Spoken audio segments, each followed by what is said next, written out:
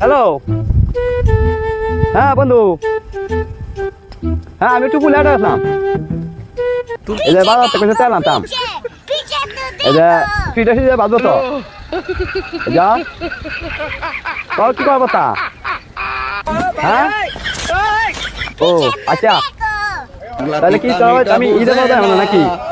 পাগলারে কাল জিলাপি হতা দিও না। কে লাভ? No no no no.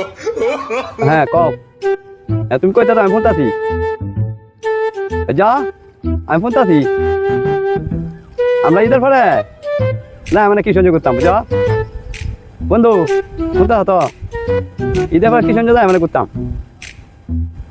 যা। হ্যাঁ হ্যাঁ হ্যাঁ হ্যাঁ